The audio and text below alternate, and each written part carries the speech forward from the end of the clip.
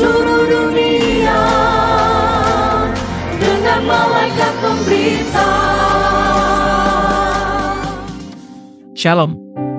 Selamat datang di Renungan Harian Rhapsody of Realities Indonesia, edisi 23 November 2024. Mengenali dan mengusir iblis.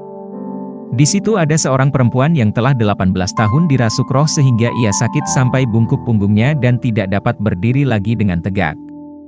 Lukas 13 ayat 11.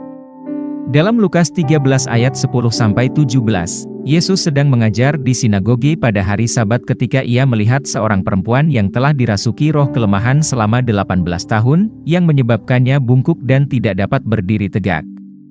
Ia memanggilnya dan berkata, "Hai ibu, penyakitmu telah sembuh," dan ia menumpangkan tangannya ke atasnya. Seketika itu juga, perempuan itu menjadi tegak dan ia memuliakan Tuhan. Sungguh luar biasa bagaimana Yesus melayani wanita itu. Dia berkata, bukankah perempuan ini, yang sudah 18 tahun diikat oleh iblis, harus dilepaskan dari ikatannya itu, karena ia adalah keturunan Abraham. Lukas 13 ayat 16. Tuhan Yesus mengungkapkan penyebab sebenarnya dari penderitaannya, iblislah yang telah mengikatnya selama 18 tahun. Yesus mengidentifikasi roh di balik penderitaannya sebagai roh kelemahan. Itulah sebabnya tidak ada dokter yang dapat menolongnya, karena mereka tidak tahu apa-apa tentang setan, tetapi Yesus membebaskannya dari ikatan itu.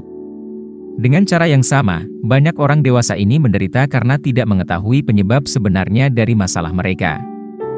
Namun, engkau lihat, banyak tantangan yang dihadapi sebagian orang dalam hidup disebabkan oleh setan. Jadi, kenali dan usirlah setan. Setan tidak peduli siapa yang mereka aniaya, mereka dapat menyerang anak-anak dan orang dewasa. Itulah sebabnya engkau harus mengusir setan.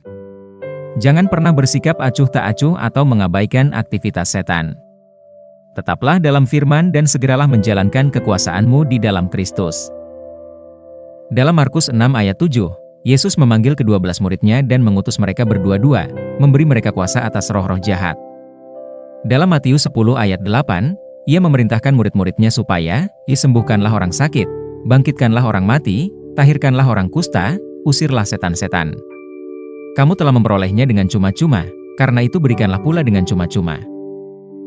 Dalam Markus 16 ayat 17, Ia berkata, tanda-tanda ini akan menyertai orang-orang yang percaya, mereka akan mengusir setan-setan demi namaku.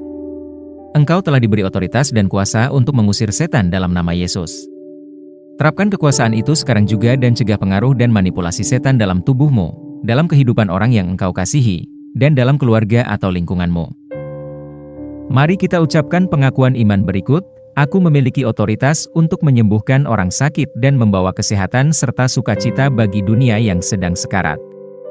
Setan tidak memiliki tempat dalam hidupku, di rumahku, atau di keluargaku. Aku memiliki kuasa untuk mengusir setan dalam nama Yesus, dan aku akan menggunakannya untuk kemuliaan Tuhan. Amin.